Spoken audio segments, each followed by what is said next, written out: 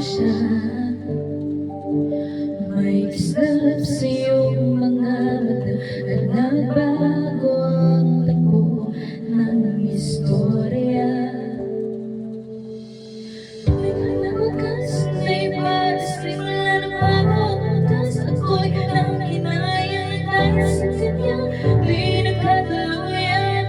Hindi ako ang bida, parang itong bahagi ang tama. Ngunit sa huli, di ako kasama. Kung ang pala, kaya pala, hindi ako ang bida. Umiwas na